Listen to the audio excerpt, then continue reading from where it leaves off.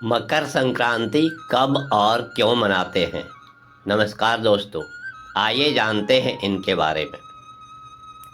सनातन धर्म में मकर संक्रांति का काफ़ी महत्व है।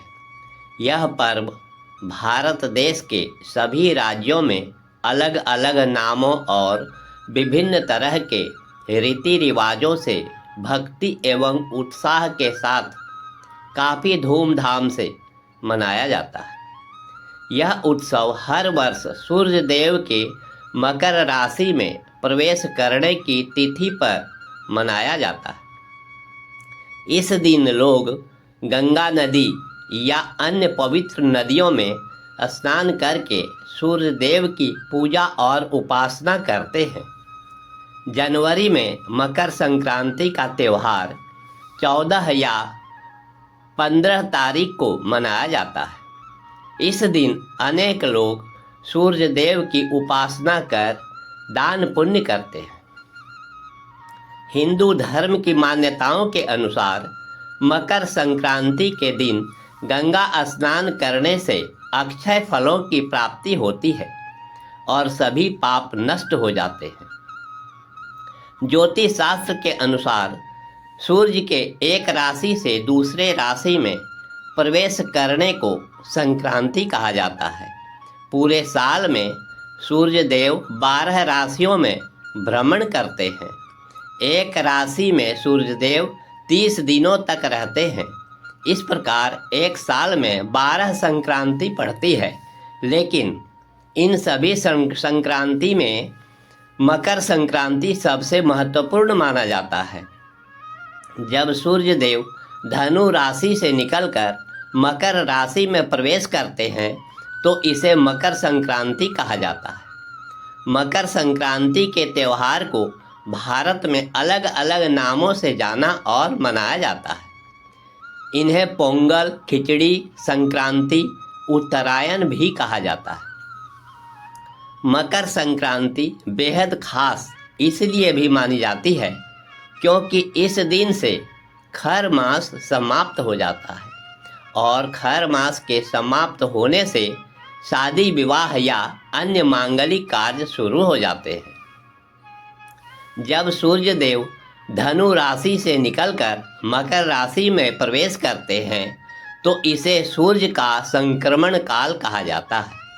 इस दिन को ही मकर संक्रांति के नाम से जाना जाता है। देश के कई हिस्सों में मकर संक्रांति को खिचड़ी भी कहते हैं। अब आइए जानते हैं कि हिंदू धर्म में मकर संक्रांति क्यों मनाई जाती है। धार्मिक मान्यताओं के अनुसार मकर संक्रांति के दिन ग्रहों के राजा सूर्यदेव धनु राशि को छोड़कर अपने पुत्र शनि की राशि अर्थात मकर राशि में आते हैं। सूर्य और शनि का संबंध मकर संक्रांति के पर्व से काफ़ी महत्वपूर्ण हो जाता है क्योंकि इस दिन से खर मास समाप्त हो जाता है और फिर से चारों ओर मांगलिक कार्यों की शुरुआत हो जाती है। सनातन धर्म शास्त्रों में प्रचलित कथाओं के अनुसार मकर संक्रांति के दिन गंगा जी भागीरथ के पीछे पीछे चलकर कपिल मुनि के आश्रम से होती हुई सागर में जाकर मिली थी और इसी दिन गंगा पुत्र भीष्म पितामह अपने प्राण त्यागे थे। मकर संक्रांति भारत के प्रमुख पर्वों में से एक है। मकर संक्रांति पूरे भारत और नेपाल में भिन्न रूपों में मनाया जाता है।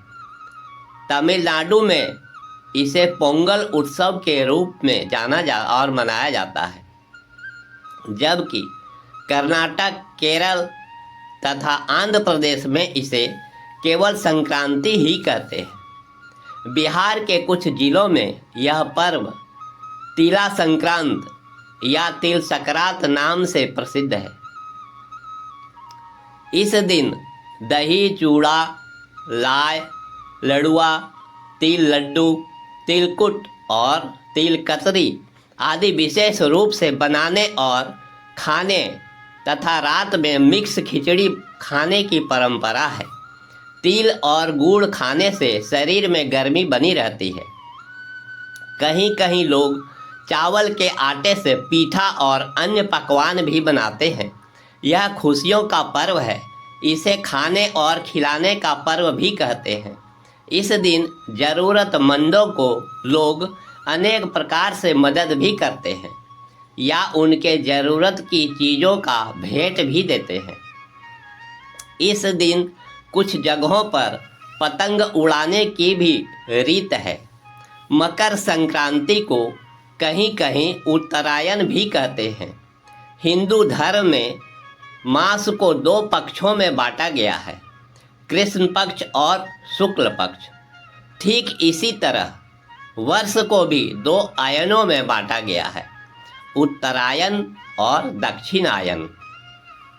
यदि दोनों को मिला दिया जाए तो एक वर्ष पूरा हो जाता है।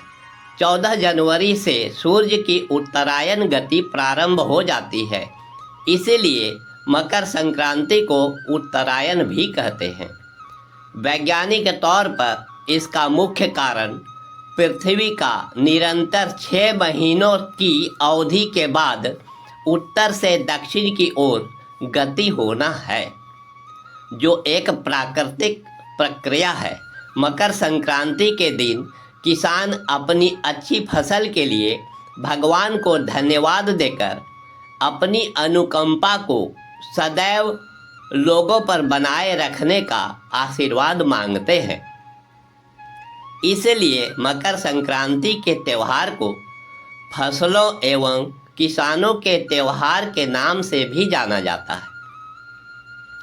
इस दिन नदियों के संगम पर लाखों की संख्या में लोग नहाने के लिए जाते हैं।